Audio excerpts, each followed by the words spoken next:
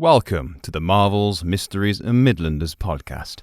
Prepare to take a dive into all things mythical, eerie and downright strange. Stick around. You might just enjoy yourself.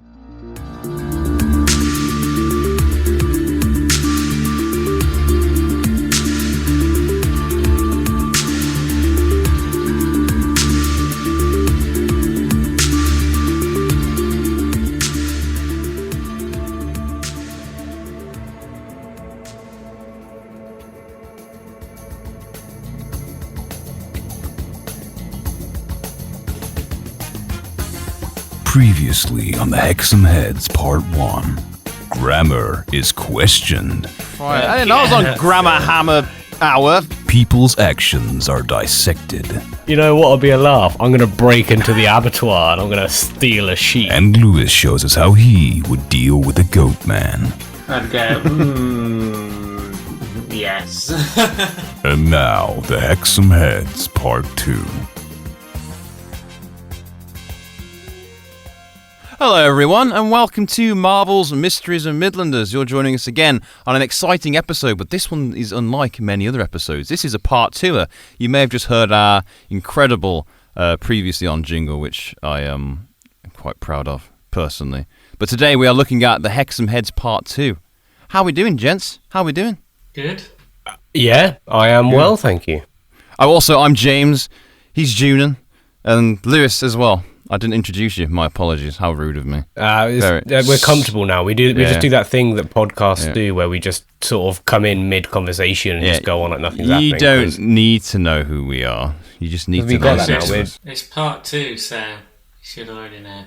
Yeah, if you listen to part 2 before part 1, there's something wrong with you, and you should definitely go back and listen to part 1 because. Well, don't. You know, this is the end, so. If you want to just skip the first bit and get straight to the ending, but if you're that kind of person. There's some good stuff in there, June. You're meant to be time to listen to it. There's some vital information in there you do not want to miss. So, yeah, how's everyone been? Good week? Yeah. It's been all right. It's been busy, but like busy. Well, you're a bit busy. You're tired, aren't you, June? Because you've aged, haven't you? I'm a tired boy. Yes, tired, I'm now aging. I'm now a whole year older and closer to dying. It's good. It's good. That's the correct way to look towards, I think, your inevitable mortality. So I want to start things off this week. Obviously, we're going to dive straight into the Hexam Heads. But first, the guys at another podcast called Campfire Chronicles, you can find them on Instagram, they sent us a little story in regards to, at the start of our Burton Agnes Hall Skull episode, Judan, you were talking about the Monster Energy pickles, which has been quite... It's caused quite it's disgusting. It's caused quite a stir amongst some people.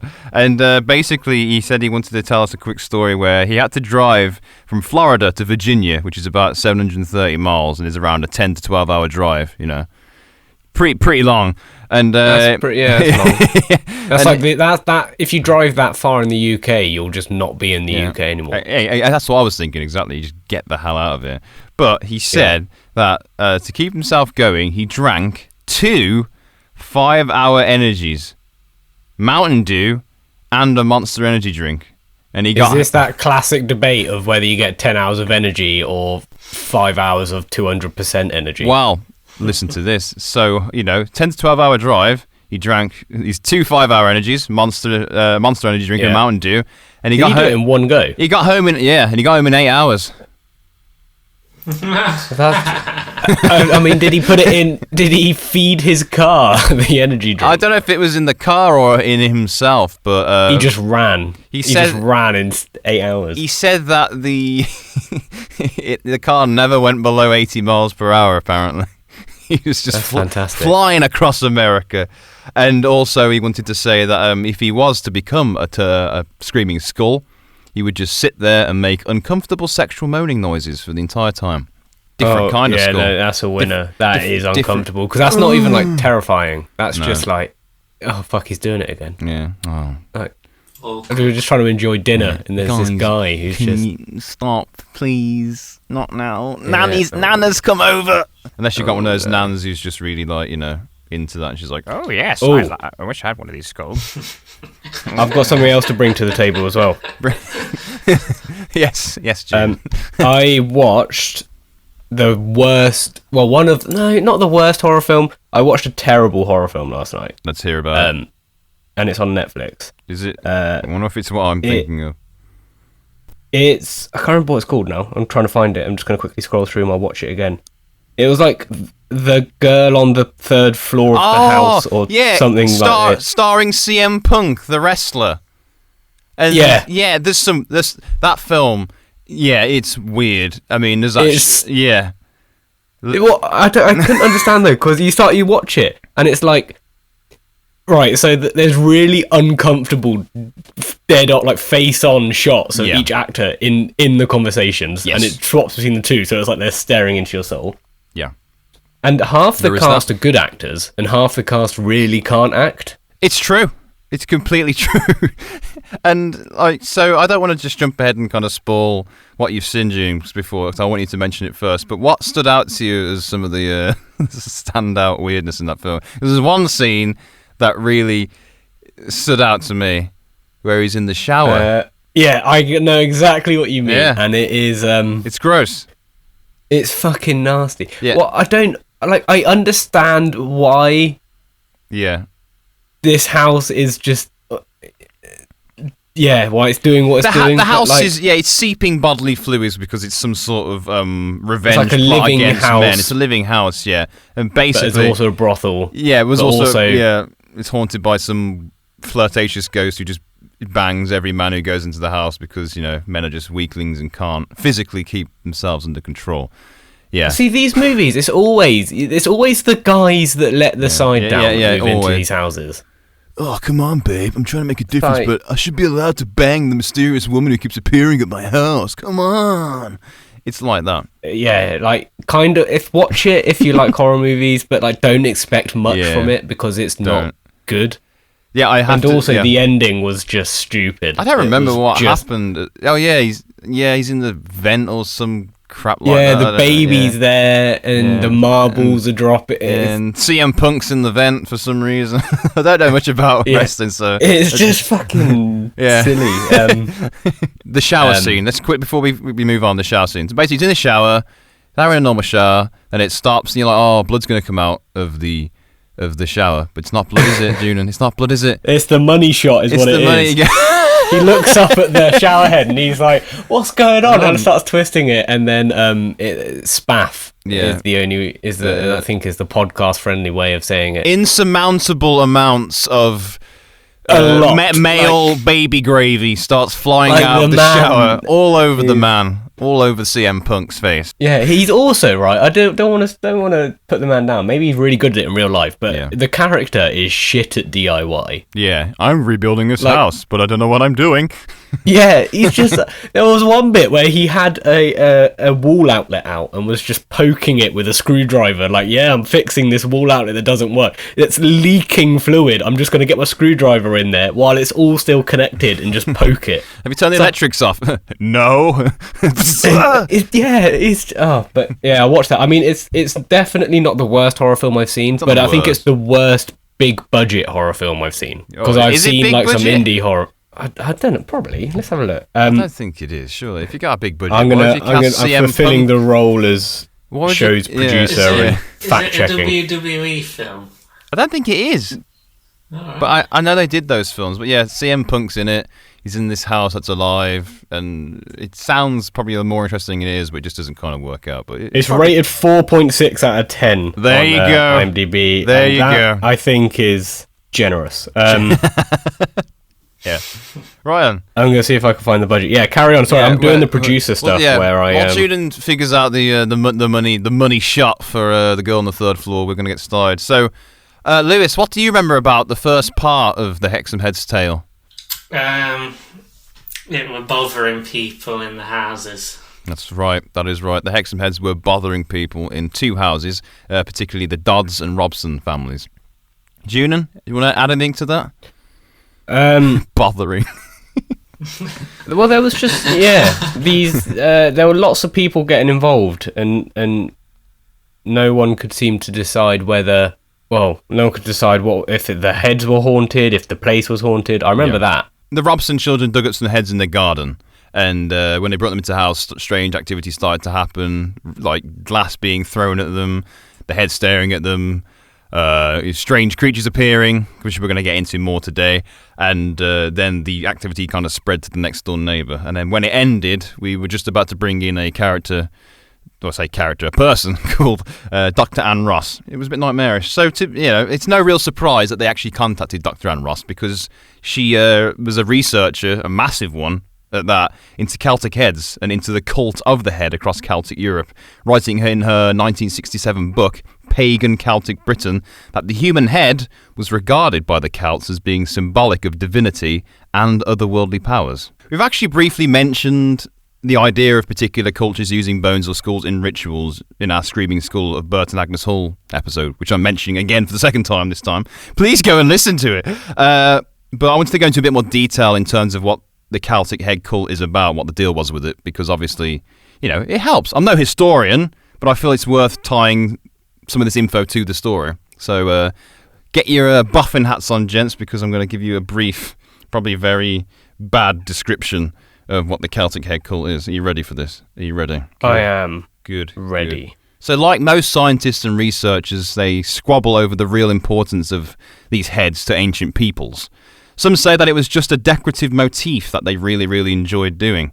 Others go on further to say that they believe the skull to be the very vessel of where the soul lives. Speaking of which, this is where we get to introduce the practice of Celtic headhunting. So either of you are familiar with headhunting? Celtic headhunting? Well, I mean, I'm assuming Celtic headhunting isn't like poaching people from other tribes and sects to work as a Celt. That's exactly it, mate. Well done. You've nailed it. That's it, yeah. The Celtics were like, hey, get him. I want him in the clan. We like him a lot. Yeah.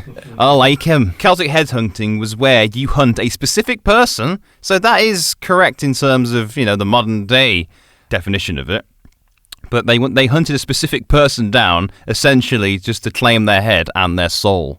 So they'd look at him and be like, I want that guy's head and I want his soul on my mantelpiece. And you go after him and you cut his head off. But, all right. It's time. For any particular purpose or just like collectors? Well, that's the thing. Their culture was around, like a lot of, we're going to go into it, a lot of their architecture and stuff had skulls implemented into them. So I think in a way it was a form of trophy, form of worship, and a form of decoration.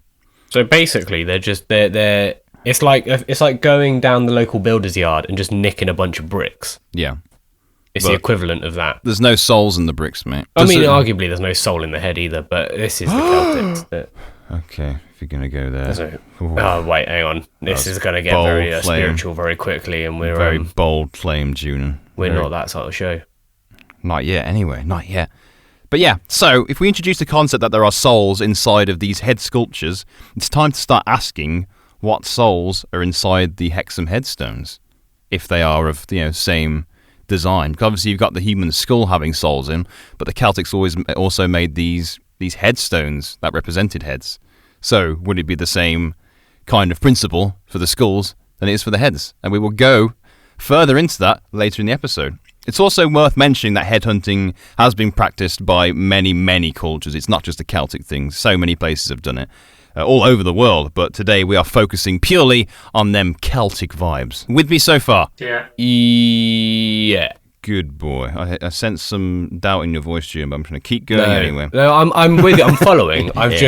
I think I'm thinking ahead as well. I'm trying to. Well, I'd like deduce. to know your theories when we get there. See if you've got something different. So, examples of decorative skulls and heads have been discovered in various spots all over Europe. For example, evidence suggesting that the positioning of skulls discovered during some excavations of Celtic earthworks indicate that heads were displayed upon entrance gates of hill forts and sanctuaries.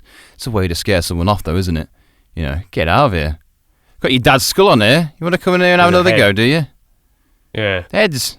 I mean, to be fair, if I went round someone's house and they had a human head on their mantelpiece, I'd probably be like, you know what? I've just remembered I've got a thing. So I will see you soon. Yeah. Goodbye. Yeah. And then okay. And literally never go back. It's all right, mate. It's just an ashtray. It's also my dad's skull. Just have a sit down. Don't be scared. Have a sit down. Do you reckon they used to do them up like sort of like Fabergé eggs? Just like, here's a Diamante skull. I know in Tibet they did. There's decorative skulls from Tibet I've seen where they've kind of carved like incredible patterns into the skulls. So maybe the Celts are about that as well. Other discoveries have shown that warriors would decorate their chariots with skulls too, literally riding about with the souls of your enemies on your car. I think, Lewis, you could pull that off for sure. Get some skullage all over your car. Get some, and then ram it through your flat. And then drive it through my up my stairs into my flat. It'd be a lot more intimidating, for sure. Yeah. It's a bit Mad Max, isn't it? Yeah, it is. The Celts were just like Mad Maxing before Mad Max was even about. Mad Maximus! Yeah. I think that's more of a Roman name, but we'll go with it. Mad Maximus, mate. Here he comes on his chariot. Dun dun dun dun dun dun dun dun dun dun dun dun. To be fair, chariots were quite cool, weren't they? They weren't like the best means of transport, but they were quite cool. Didn't know Celts used chariots, I'll be honest. A source I read thought that stated was they more did. sort of. I thought that was bigger in like Greek and Roman. I thought the Celts were very much. So you're calling me out now? Is that it? I'm not calling you out. Because I'm gonna. As I've assumed this episode the role as of show producer, of show that doubter. fact check and Googles. Yeah. And no, Show producer. doubter. I'm not doubting you. I feel doubted. I'm just adding the. You're helping show the unprofessionalism of my research. I understand. Thank you. It's good. That's not it. I'm not doubting you. I'm sure you're right. It's good, man. It's good. It's all right. But since I don't want to butcher the historical side No, of this you anymore, are correct. In the 3rd century BC, the Celts would employ the chariot. No, never mind. No, Celts employed the chariot, and then they stopped using it, and then Caesar found out that they were still significant in British warfare. Okay, so they're like, let's get on that. So they're like, oh shit, that's hot. I like that. Yo, dog, that chariot is hot. I want to get on that. Yeah, so I don't want to really talk about the head cult business anymore because I'm probably butchering it. There's probably some truth in there. You're not butchering it, James. Don't listen to the haters. Let me have this. Okay, but yeah, we'll leave it at this. Celtics liked heads because they thought they were cool. That summarises the entire historical research. Yeah, okay? and it was probably like an ownership thing, wasn't it? Like, I own this many souls. Yeah. So I'm Soul Man. get fucked. I'm the Soul Reaver. Take note, historians. Take note. We Man. summarise. I'm the Soul Man. We summarised your research in one sentence. Beat that. Thank you, Soul Man. Do you think that's what the song Soul Man was about? Do you think he was actually talking about the Celtic side of it rather than? I think it probably wasn't, but I'm going to let you believe that. I'm your soul man. Give me your skull. I'm your soul man. Put your soul on my car. Yeah, that works. Right, okay, so back to Dr. Ross. So Dr. Anne Ross. She was, she was the Celtic researcher. So she said there was a precedent set for the amount of Celtic heads, in particular the stone heads, being found in back gardens, particularly in the north of England and further up into Scotland. And the more carved stone heads that were being found, eventually the Telegraph got involved, and the archaeology correspondent at the time called Mr. Perfect, which is just it's fantastic name. Fantastic name. You think there's a guy there called Impossible standard, though. Yeah. I never live up to my name. I think there's a guy there called Mr. Imperfect, and he's like just like a philanthropic god, probably. They'd be mortal enemies. Yeah, Mr. Perfect versus Mr. Imperfect. How do they win? Nobody knows. So Mr. Perfect noted that their existence became commonly known when several people who had dug up heads in their gardens and allotments began to report. Most discoveries were brought to a museum in Bradford in West Yorkshire for professional interpretation. They were described as crude, almost caricatures of human faces, which, if you look up Celtic stone heads, they are kind of like that. They just look like, no offence, Celts, kind of childish, but kind of disturbing at the same time. Perfect child work. Yeah, and some were even described as grotesque. That's how good they were. But Dr. Anne Ross also deduced that they were Celtic in origin because of their heavy moustaches. Heavy moustaches. And that's again, how people get classified. if you do look, some of them have got some heavy moustaches. But yeah, if you look at Celtic heads, though, and then compare them to the Hexam heads, there are similarities. They're not exactly the same, which I think kind of adds to this story, obviously, but there is something about them that's very similar. So, It's quite interesting, though, that they're found up in Scotland as well. Yeah. Because obviously Britain, before the Romans came and sorted it all out, I say that with heavy air quotations. There were barbarian tribes. Again, barbarian with more air quotations. But the tribes were all over the UK. So like in Scotland, because you said you're finding them all the way up to Scotland as well. Yeah. You'd have the Pictish. That's quite interesting.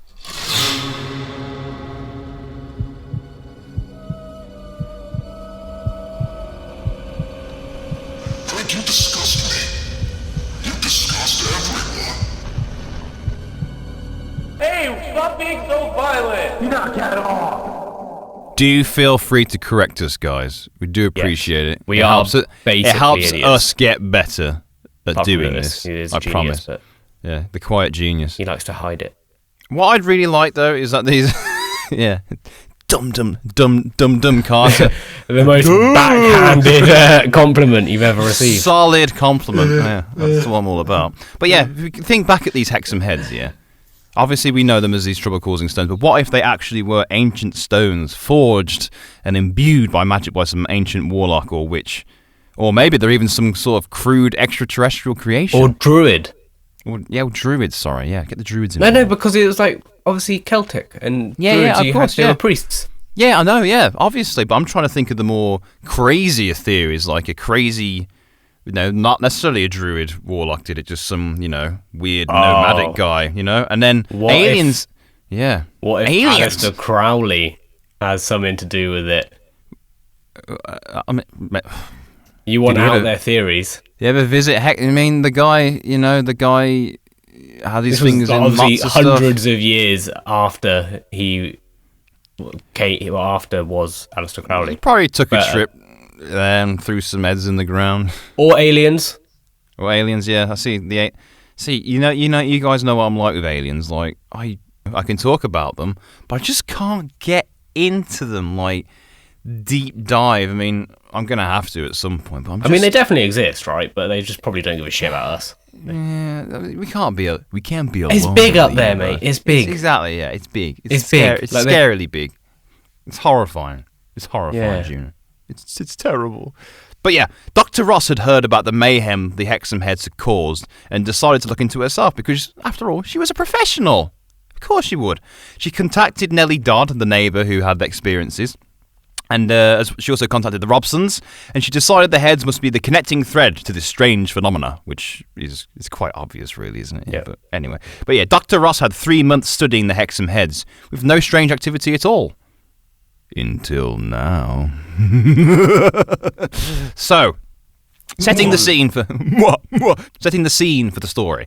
Dr. Anne Ross pointed out that at the time she didn't connect it with the heads at all, which okay, fair enough. She always kept the hall light on, and the doors were always kept open because her youngest son was frightened of the dark. So there's always a certain amount of light coming into her bedroom, which is fair enough. I get that. I get that. On this one particular evening, the light wouldn't be enough. Anne shot out of her slumber, feeling on edge. In fact, she was inexplicably terrified and absolutely freezing, and she didn't know why. There was this icy, terrible atmosphere all around her in the bedroom, which, you don't want to wake up to that. Left window open. Yeah, well, there we go. Solved it. Well done, Lewis. God, you are just cracking these myths, boy. Well done. So what followed next was enough to make you scared of the dark for pretty much forever. You just never be in the dark ever again. Constant floodlights everywhere. So what Anne saw was about 6 feet tall, with a slight stoop, and was a black silhouette against the white bedroom door. Upon further glances, she realised it wasn't human. Not entirely, anyway. It was another hybrid. This time, its upper body was that of a wolf, and the lower part was more human. Just think a really, really buff upper body, but no leg day, so really twiglet legs, chicken legs. If it had so the upper half was wolf. Yeah, the upper half of the body was more wolf than the lower half. So when you pick a dog up and their legs just do that, they're just straight out because their elbows are right at the top. Do you reckon the wolf, half wolf silhouette was just stood in there like that because it couldn't bend its arms? Well, listeners, Julian, just briefly describe that shape for them. The shape is my arms are just straight out in front of me because if you pick a dog up, their elbows are right at the top, so they can't. Imagine a wolf like a wolf, the silhouette's just arms. It's just like, sorry, I can't bend them. I don't have thumbs, so. Yeah. And then its body was quite narrow, quite a thin build. I was just joking about it being really buff. But it was completely covered in very dark fur all over. And then, obviously, as she stared at it, the creature slowly approached her and into the hallway light. And then she saw the creature in full form in the light for just a few seconds, once again glaring back at her. And then, after a few moments, darted out of the room. Anne, instead of cowering in bed, weeping like I probably would have, I say probably, I definitely would have. Instead, she was compelled to chase after the beast, and as she followed it, she could hear it scrambling through the house until it finally disappeared out the back of the house. What do they call it when dogs have the zoomies, where they just run back and forth really fast? Yeah, they just doing that in the house. I gotta go. I just gotta run. So, I gotta go fast. Come on. So again, like in the last episode, we've had another beast man appearing in someone's house in the middle of the night. They always choose the middle of the night. So I wish I could say that this was the only experience that the Rosses had to go through, but it wasn't. A few days later, Anne and her husband had arrived home from a trip to London, only to find their teenage daughter in a state of complete shock. So on returning home from school, the Rosses' daughter had opened the front door, only to witness a black shape, which she described as a near werewolf, leaping over the banister and landing with a strange bloop sound. So that's interesting. Why a plop sound? Maybe there's a puddle in the hole. Oh, the bath's leaking. I feel like you just, all sort of intimidation would just be gone at that point. Yeah, you'd be like, hey? What the fuck is this? What are you? Did it only make the plop noise once? All we know is that when it jumped over the banister to land on the floor, so it was, I'd say a big drop, but it was more of a drop than walking. When it landed, it went a bloop. I mean, you could say it's because the creature's of another plane, so wherever it's from, the gravity density or whatever it was, or maybe where it is. Yeah, exactly, Lewis, exactly. So after slowly approaching the girl with his ploppity-plippity feet, blippity-ploppity feet, it then turned, rushed towards the back of the house yet again, this time disappearing in the music room in the house. It's understandable why she was in a state of shock. A plopping werewolf jumps over and then half wolf thing, and runs out. Do you think it crashed into the instruments, or do you think how did it go? Like on the drums? Or do you think it just kind of disappeared? I'm really excited for a hybrid animal band. That would be great. Yeah. What would you call them? Wolfman on drums. Yeah. Wolfman's got on drums. Go get his aggression now. Half-mans.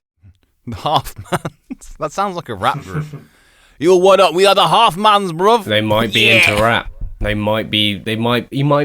Everyone's talking about the fact he's half man and half wolf, but no one's talking about the fact he is a fantastic lyricist. Exactly. Why are we, just judging him based on how he looks? That's not what society's about anymore. Yeah, and we were more evolved than that, I thought. He actually has some really good takes on the socio-economic climate at the moment. You know what? I've actually heard he's a devoted husband as well. And it's just really, really sad that he can't be with his family. It's just really sad. But anyway, sorry about that. Anyway, on with the show. On with the show before I start crying again. So the door was in a state of shock. So Anne, being a lady of sound body and mind, she decided to remove the heads from her house. But these stony little reprobates weren't going to leave without a fight. Because, you better believe it, these things love causing trouble. More manifestations of the sinister, quote-unquote, Wolfman Lodger began to take place. Each appearance of this being didn't appear as a shadow, but something that felt very, very real.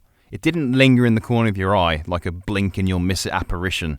It was noisy, and it made its presence very, very known, as we've come to see. At the same time, any visitor who came to visit the Rosses' household always commented on a disturbing atmosphere, and at times, even an evil one. which is not what you want people to say about your house when they come visit. It's just Lewis, fucking rude. Yeah, I'd never walk I'll- into someone's house and goes, oh, you know what? It feels evil in here. You know what, to be fair, saying that, I'm a bit of a hypocrite, because when I went to Lewis's house the first time, I did go, oh, mate, this place is evil. And then I left. Haven't seen him since. So these Wolfman appearances actually led to an older story becoming rejuvenated in the area. So obviously you've got all these reports of a half-man, half-wolf running about, and people are like, hey, that reminds me of the Hexam werewolf, also known more accurately as the Wolf of Allendale. Or like the Hexam werewolf, like the Wolf of Allendale, like, you know, it'd be more like that, I think. I think that's where Hexam kind of is. I think you should do the rest of the episode like that. I will treat you to the next sentence in that voice. In December 1904, reports of savagery were taking place in an area located just 10 minutes away from where the Edwards caused such trouble decades later. Did you get that? Yeah, at the end there, you started sounding a little bit like the shrunken head from the night bus in Harry Potter. Yeah, take it away, Ian! That one. Yeah, that was. He started inching in that direction. So 1904, you know, decades earlier, there was something savaging animals and being spotted around this area, the area of Allendale, which was, as I said, 10 minutes away from Hexham. Oh, big cats are back. Big cats, baby. So, No, I'm sorry. that's all right, mate, don't worry. So, from this, a committee was set up called the Wolf Committee. And this committee led hunting parties of over 100 people. And the wolf led them all on a merry chase. They just couldn't find it. It was being spotted and just disappearing. And everyone was like, what's going on? What the hell am I doing? How's this wolf getting away? I mean, there were reports that the wolf was like 10 feet tall and stuff like that, but it was still definitely confirmed to be just a normal wolf. But yeah, this wolf was running about causing trouble, and it obviously caused rumours to start swirling that it was supernatural and, you know, an absolute hell beast, similar to Black Shuck in many ways. And then, after nearly 2 months of killing animals and creatures around the area and scaring people, the reports began to quieten down. Until January 1905. A corpse of a wolf was found on a railway track in Cumwinton, Cumbria, some 30 miles west of Hexham. And on the 7th of January, it was reported that the corpse of this wolf was not of the Wolf of Allendale, but just a random other wolf. But then it led to thoughts that there was an entire family of wolves living in the area. How did they know it wasn't that one? Well, I'm assuming based on the distance, it was 30 miles away from where it was all going down. Not that wolves can't travel 30 miles, because those guys can run, But yeah, that was already a wolf myth / tale in the area. So when the Hexam werewolf, the new Hexam head man, whatever it was, appeared, this story became popular again, kind of further enforcing it. I mean, 2 mentions of strange wolf creatures in an area causing trouble. It is a bit weird. So from the experience of having the Wolfman causing trouble in her house, Dr. Anne Ross, she decided to remove the heads from her house. She was done with them. I mean, it was causing trouble, affecting her family. Who wouldn't do that? Herself and her family all claimed that it felt like a massive lingering cloud had been lifted from above their heads. However, the good doctor also decided to remove her entire collection of Celtic heads. Everything she'd researched on, everything she'd amassed over her career, she just got rid of them all. She was done. Absolutely done with them. Where do you get rid of, You just bury do you them sell somewhere. them? Do you destroy them? Throw them in landfill? I reckon she took them to uni. Yeah, you have them. Yeah, give them to a museum. Here you go, guys. Your fucking problem now. You do something with this crap, I don't want it anymore. Or you sell them to museums as well. Maybe it was like... Do you sell things? Maybe museums, there or was a good don't know. market for Celtic heads, and Yeah. she decided to put them all on eBay. 1970s eBay. Yeah. It'd be more like a back of a newspaper deal, wouldn't Catalog, it? yeah. Interesting Facebook in Celtic Marketplace. heads. I'm tempted to go on Facebook Marketplace though and actually look for that. There are haunted dolls being sold on there because Fear not, the show's producers on it. Yeah. I'm going to. my wife looked up haunted dolls on eBay and Marketplace, and there's definitely people trying to sell what they're calling haunted dolls, but who knows. But yeah. So now we're going on to what the heads could actually be, where they've come from. So shortly after the story gained some traction, a man named Desmond Craigie came forward and claimed he was the creator of the heads. He said he'd made them originally for his daughter in 1956, 16 years earlier. He even made some recreations of the heads to prove his connection. However, when the heads were examined by the University of Newcastle's Professor Dearman, he noted that the items hadn't actually been carved, but somehow moulded artificially. So take that, Desmond. How were the Celtic heads made? Were they moulded or were they carved? Well, that's the thing. You think about ancient, it'd be more... I don't know. They'd be carved. Yeah, it'd be carving, yeah. So, yeah. So it's interesting, actually, because obviously this guy's saying, it's not saying he's a liar, because, obviously, surely he's saying this for a reason. But he actually went on to say, he said, I made them about 16 years ago. I made the heads from bits of stone and mortar simply to amuse my daughter when she was a little girl. She had asked me what I did for a living. I actually made 3, but one appears to have gotten lost. They were out in the garden for years. I definitely made them. I have been laughing my head off about these heads and cannot understand why all this attention is being paid to them. So how did they end up in that person's garden who found him originally? Well, Lewis, Craigie had also said that he lived in the exact same house on Reed Avenue for around 30 years before the Robsons moved in. There you go then. He said the third had been broken whilst being played with and was binned, and the other 2 were kicked around in the garden until they eventually ended up being buried somewhere. But that's interesting, because he said that the third one had gotten lost, and now he's saying it was broken and binned. Which one is it, Desmond? Yeah. The story's starting to look a bit fake, Desmond. Stick to your guns, Desmond. What's going on? Well, surely the other 2 were lost. It's interesting. I'm not sure about how I feel personally about his story. I'm not saying he's a liar, but I don't know. It just seems a bit... They were discovered in the middle of a garden. Yes. A garden in which this guy had lived in previously for 30 Yeah, years. so if he... I mean, what? So he just decided just to leave them in the middle of his garden and just be like, you know what, I won't dispose of these things I've created. Don't judge his gardening. Yeah. Well, no, but it's just weird, isn't it? He creates these things and then it's just like, oh, fuck it, I'll just leave it. Oh, yeah. Just discarded in the grass. Yeah. I know what you mean, but I guess everyone, makes use of their garden differently. I mean, he probably didn't think much of them because he made these, I say, quote-unquote, crappy little heads and just let the kids play. I don't think by the sounds of it, he didn't really care about them. He just thought they were just a random kid's toy, which is fair enough. But he also went on to say that the heads he allegedly made were old, would be conning people. But Dr. Ross wasn't convinced. She said, she'd seen a wolf man in her house doing laps about it, and she was an expert into Celtic heads. She went on to say that unless Mr. Craigie was familiar with genuine Celtic stone heads, it would be extraordinary for him to make them like this. They are not crude by any means. And you better believe that when an analysis was done on the heads, no age was able to be determined. So do with that as you will. Did they have moustaches there? The Hexam heads, as you remember, don't actually have moustaches on them. They're more weird, like nightmarish visions. So they hadn't hit puberty yet. No, they It's were. a pretty weird thing to say, oh yeah, I made him, isn't it? Why would you say that? Yeah, but it's like that guy in Australia that just claims to be Jesus. Like, why are you doing this? It's the same thing. It's just... It's for attention. It's media. For attention. Yeah, media will jump on this shit. It's to feel purpose as well. In your life, you're like, oh, I've not got much going on. This is my time to, have my 15 minutes of fame, as they say. I'm the man who made the Hexam heads.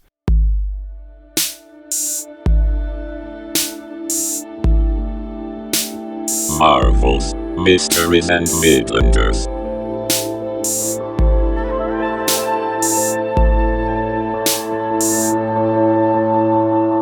Also, gentlemen, Facebook Marketplace, you can't buy Hexam heads, but there is plenty of haunted dolls, and buff Pokemon is another thing that came up.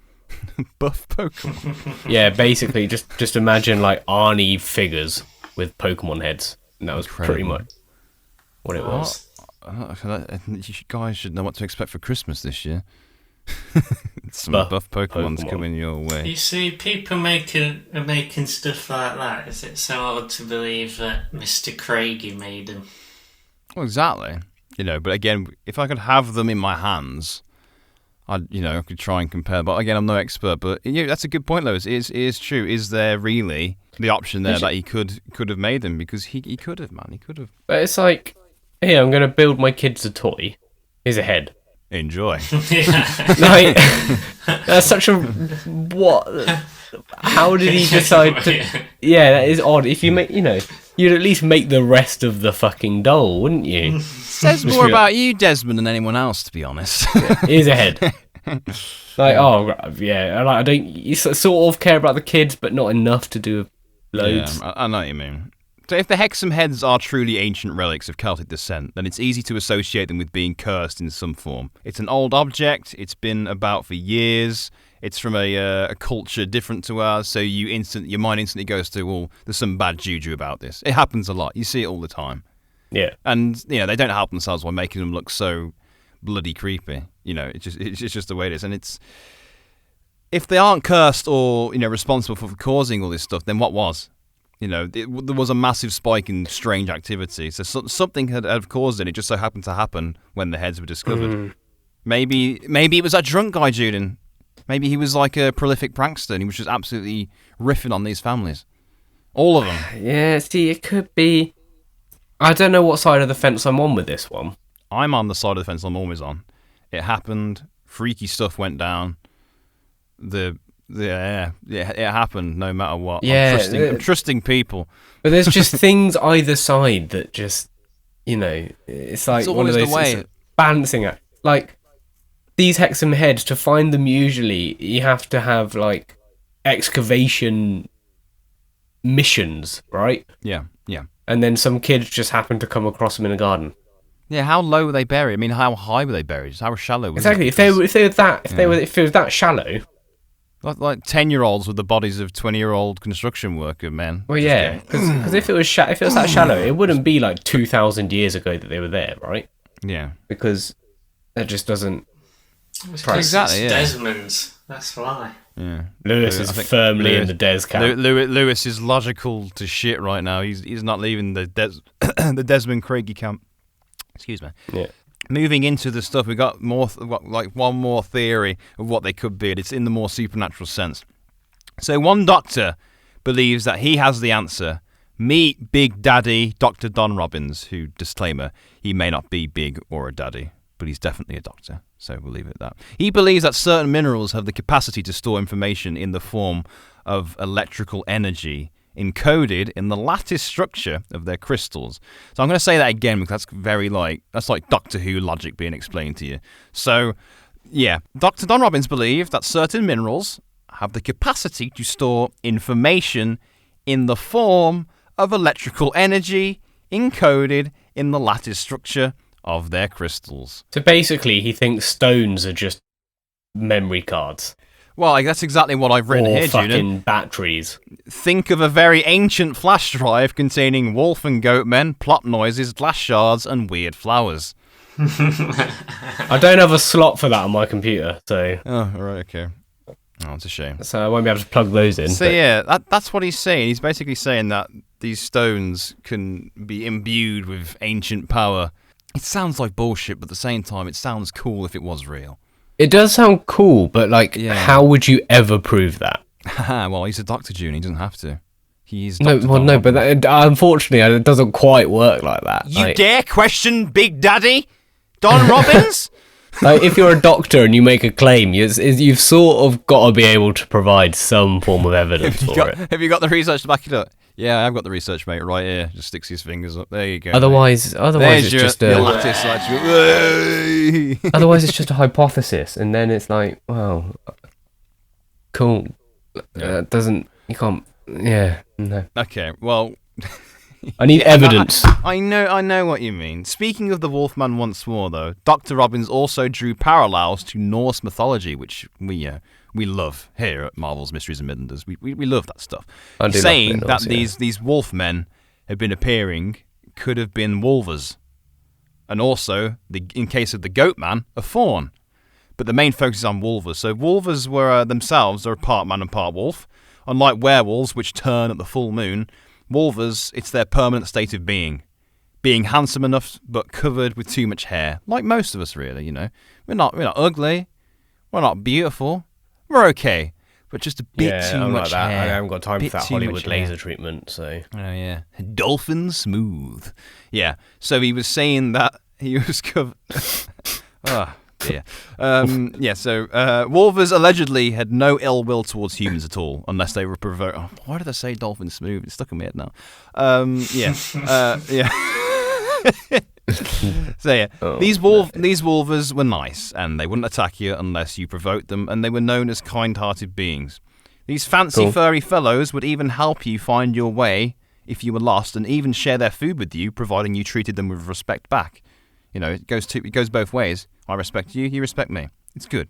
So they're just like people, basically. Yeah, they were people who just like wolves, but because humans are just, So like if you were shitty, if you're shitty to another human, they'll probably be shitty back. But it's not always that way, though, is it? Because we're complex beings, and sometimes we want to be treated like crap because. Well, I don't personally know why, but it does happen. But in this case, yeah. No, I'm sorry. Dolphin smooth daddy. Yeah. So, oh man, no, that's a terrible image. We need to wrap this shit up soon because it's degenerating. It's degenerating. Right. Okay. So. Yeah, these wolvers would help you out. They were kind beings. They had respect. You respect them back. It's all good. They'd help you out. Perhaps these Hexam wolvers, as we're going to call them, had been trapped in these heads with that strange electric encoding energy Big Daddy Don Robbins had described, and they were just happy to be out the stones, finally, and they were wondering where the hell they were. Yeah. Yeah. Why didn't they say something then? Maybe they can't talk, Lewis. Their heads are wolves, so maybe their vocal cords are wolf. More wolf than man. Theory, in my opinion, plausible. At least what? Plausible. Okay. It's not a stones don't have memory. You don't know that. That's just dumb. Dr. Don Robbins said there was. Okay. Well, has he proved it? Have you proved it that they don't have electrical energy? That's not how it works. It's not up to me to prove he's wrong. If he makes a claim, it's up to him to prove he's right. You're being the big man saying that he can't prove that it's true, but you can't prove it's not true, Junan. Okay, well, so now, go outside, pick up a stone, and ask it what it got up to yesterday. I'm not saying all stones have. Screw this, man. I'm not backing down, but I'm not giving the time of day, mate, because you know it's real, all right? I'm open to this idea, but how do you get the data out of the stone? You get a child to dig it up. You can't prove right. No, but I'm just saying I'm not saying every stone has this ancient. Maybe it's a type of stone, or maybe it's some sort of old Celtic druid, extraterrestrial form of power or practice. Because convenient. Because if every stone had a freaking wolf in it, it would be chaos. Everybody else would be under siege by wolfmen and other, folklore creatures of the night. It makes more sense, okay? You're not disproving this. 2 stones that had memory, and none of the other ones. This is. Oh, you're being a bastard, Lewis. Tell him he's being a bastard. Yeah. Yeah. So you know what? I like this discussion. I like it. But yeah, I'm just saying that old energy, old stones, special stones, creatures inside, activate. Maybe a kid cut his hand and got blood on it. That's how you activate. I don't know, Junan, but you've got to theorise. Hypotheses is how we move forward. You just disproving them instantly is not good practice, Junan. Yeah, sorry. There's some sort of maniacal. I did hear that. I'm watching it appear on my waveform, and I'm like, it's a wolver, Junan. Oh, look, Junan, wolvers aren't real. They're not in stones. Well, there's one in your garden, mate. Yeah, that's it. They're coming for me, boys. I shouldn't have talked shit about stones having big brains and lots of memory. Here's my 2 terabyte stone that I've got. He's doing it again. He's trying to disprove it with his fancy words. I don't like it. But what word was fancy about 2 terabyte stone? What's the terabyte? I don't know what that is. No, I don't know. I'm just trying to discredit you, Jude. It's all right. It's all in good practice. That dog needs to be silenced immediately. So this isn't the first time that wolvers have been sighted. However, There was a number of reports in the Shetland Islands off the coast of Scotland during the 20th century. Usually they were sitting and chilling, or even fishing from a stone conveniently called the Wolver's Stane. Stain. Yeah, S-T-A-N-E. Yeah, they had a typo when they were typing it out. S-T-A-N-E. No, you say that, I did Google the Wolver's Stane, it did bring up like stuff to do with it's Wolver. probably just language, isn't it? It probably used to be Stain's word. Wolver's Stane or Wolver's Stone. We'll go with that. So with that, Big Daddy Don Robbins, building further interest in the heads, guess what he did? He took them in. Of course he took them in. Well, who wouldn't? He packed them up in his car, snug as a bug in a rug, but guess what? The car didn't start. The car did not bloody start. Here we go again, guys. Here we go again, I'm out. Maybe he needs to change his stone battery that he has in his bonnet. In the 70s, I don't think that was a real stone battery. He said it's run out of storage on its electrical input. Oh, yeah. You're funny, mate. You're funny. Fucking guy, man. There's no ignition on the car, no electronics, no nothing, nada. Instead of immediately running away before another creature could appear, he turned firmly to the stones. What other creature? Like another Wolver or something appearing. Before it happened. Yeah, and he turned to the stones and went, "Stop it!" I don't know if he said it as like desperate. Okay, stop it. There you go. Or it depends. I wasn't there, but he could have been like, "Stop it!" He could have been like that. I don't know. But guess what? He did that, and they stopped. The car started working, and that was it. He drove off into the night. When asked of his opinion if one of the heads was possessed, he turned around and said it was definitely the female one for sure. That's just brilliant. Sexism, so not sexism. only is this guy batshit insane and telling off stones, he's also horrifically sexist. Maybe he's had some bad experiences, yeah. But he went on to say he could feel its cold, empty stone eyes slide around to gaze at him. However, brilliant. So now not only does it got memory, it's also got eyes and sight. Fantastic. In the last episode, we were talking about how their heads followed you to look, but this time he's saying this one's eyes are actually... Okay, he's discrediting himself, but shut up. Just carry on. Just carry on. So, one strange occurrence that did come when he had the heads, and he said he didn't really... Apart from what happened, there was no other real... crazy situations he was in, which is weird considering the other stuff he's believed, and you think he'd come up with the craziest story yet. But on a blustering fresh day, he forgot one of his books in his study, so he went back into his house to pick them up where he kept the heads. And upon entering, he said the atmosphere seemed almost electric with a breathless quality. Did he bring in a lot of stones that day? Yeah, it's just a room full of electric stones, Junin. Yeah. And that was that. That was his experiences with it. There was no resolution to that. It was just electric just said, energy. This is a bit electrical with a breathless quality in his study that day, and then that was it. Oh right. And he just rubbed some stones together and made an energy blast and then fixed it, just like that. Interestingly enough, though, now the location of the Hexam heads is unknown. Nobody knows where they are. Well, maybe someone knows where they are, but most of us don't know where they are.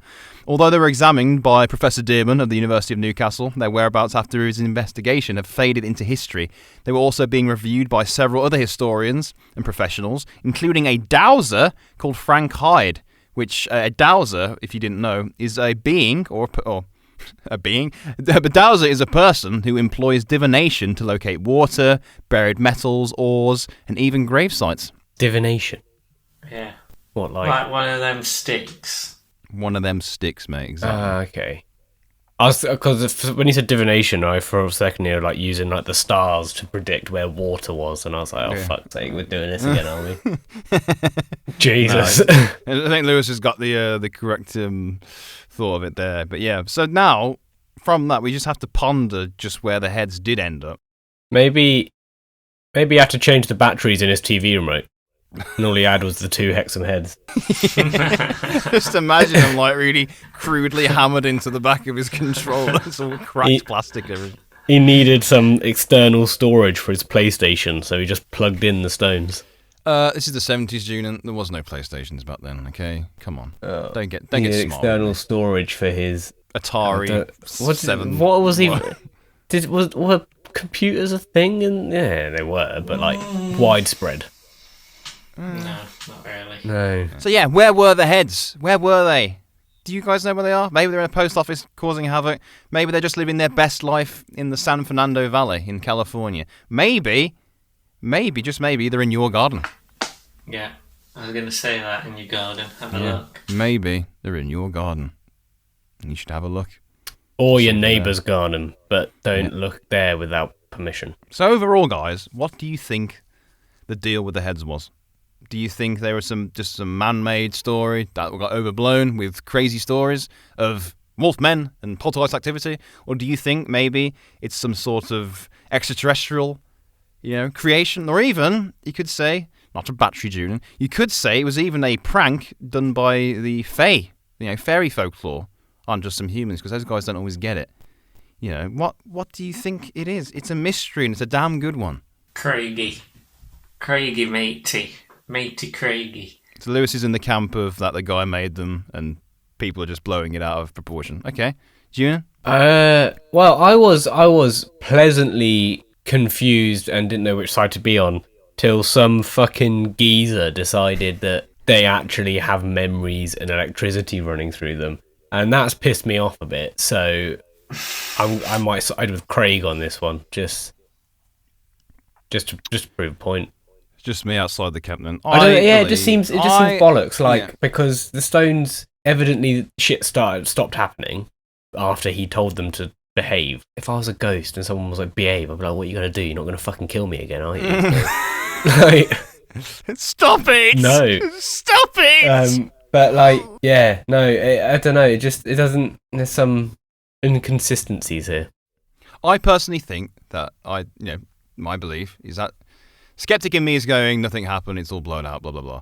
But I'd love to believe that there was this crazy activity. And I'm not going to be siding with Big Daddy Don Robbins, because I personally think he's put a reason forward, but I just feel it's too... He's chatting shit is what he's doing. It's not for me. I'm not going to say he's chatting shit, Julian, but... I mean, he's a bit shit shy, I'll give you that, but yeah. So yeah, I just think it's a great story. It's a great suburban ghost story, or whatever it is. I love it, but like most of these fantastic mysteries we're going to cover, there's not always an answer, just the ones we choose to believe. It's not I mean, by definition, if it's got an answer, it's not a mystery, is it? So here we go again with the smart talk. Look, I'm just saying. I don't know. I understand. I like your ending there, but it doesn't make sense. Yeah, well, it's very poetic though, and I like that. Thank you. I've got to give the listeners something poetic to enjoy.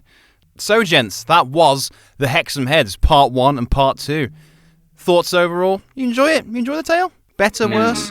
Yeah, it was a good tale. It's a good story. Yeah. But I don't know what side I'm on at the moment. I'm undecided.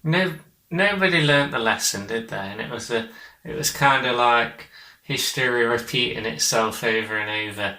It's true. A tale where nobody learnt a lesson, and scientific research was heavily held in some form of doubt, definitely. And also, guys, while you're here listening, before we finish the show, if you want to talk to us, chat with us, follow us on Instagram, it's at MMMidlanders. And also, if you want to email us, it's marvels.mysteries@gmail.com. And also, if you'd like to leave us a nice review on Apple, if you're enjoying the podcast, tell us a little opinion, how you feel, please go to your Apple Podcast app or website, wherever you use it, and leave us a nice review. We'd really appreciate it, guys. Very much. If you leave a review, we'll read it out. Yeah, we'll read it out for you as well. We'll read it on the show. Yeah. For you. It's the least we can do. And then you'll be there. You'll be famous.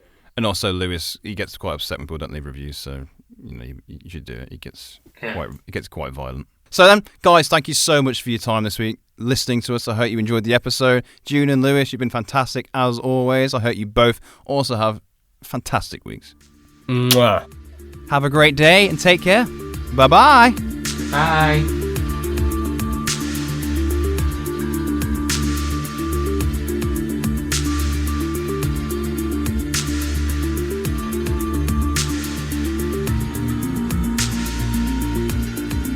Pause for sound. Pause for sound. Pause for sound.